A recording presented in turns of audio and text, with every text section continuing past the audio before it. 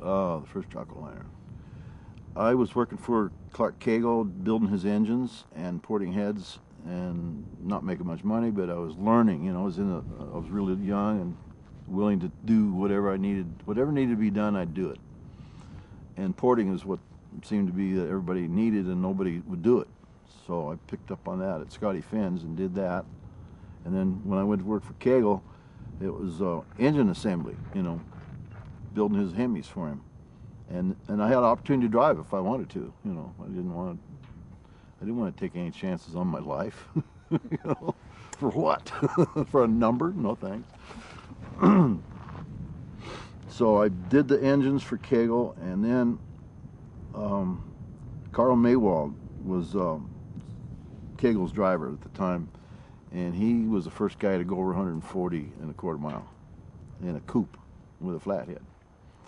And he was hanging around the shop where I worked, because Cagle had two places. He had his muffler shop and the workshop, where they built the cars.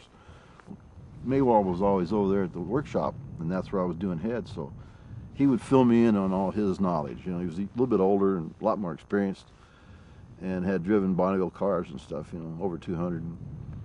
So he helped me formulate the idea. He said the way the Germans do it is they look at the competition, and then they try and theorize what it would take to beat the competition. And then from the theory, they would build parts, you know, build engine parts or chassis parts or body parts or whatever they thought it would take to win against the competition.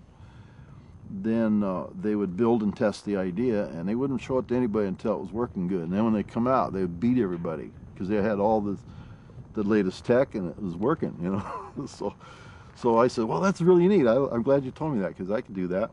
And what they aren't doing is streamlining. And I had already had that Barris experience, you know, building a streamliner for Herbert, hands-on. So I decided to build a streamliner that I could run anybody's engine in. And so the engine that I had built for myself exploded and broke all 8 rods. And I went down to the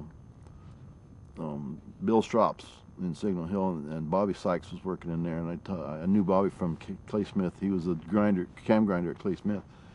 So I went in and I took all the parts to Bobby, and I said, what happened to my engine? Can you tell what happened to it? He said, yeah, it was like a bottle getting broken. He says, detonation, you know, detonation. It's like glass when you go on. When the engine's straining itself, putting out maximum power, if you have a part of the explosion that didn't happen, suddenly happens, it's like a pane of glass that you bend and tap with a ball peen. It just shatters. He says that's pretty much what happened inside your engine. You had detonation problems at the wrong moment in time when the piston couldn't move away from it, so it just destroyed it, you know. So then I started thinking, well, I'll build a car. To hell with the engine. Let somebody else build the engine. I'll build the car, and if it's a neat car, somebody's going to want to put their engine in it. So I'm about 3/4 built, and Bob's Hensley comes over. Red Hensley, cook, roadster.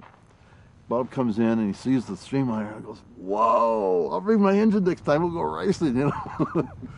But that didn't happen, because he went to a friend's house and was doing some electrical work and electrocuted himself. That was the end of him.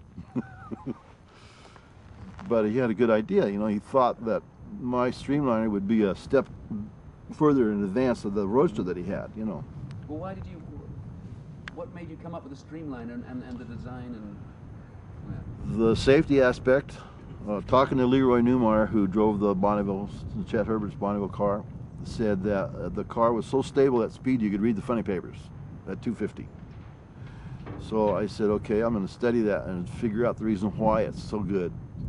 And I come up with the idea that because the car plowed, the nose was lower than the tail, so it was always high pressure on top and low pressure on the bottom, which would keep it down and be stable. And that's why I built my car like that.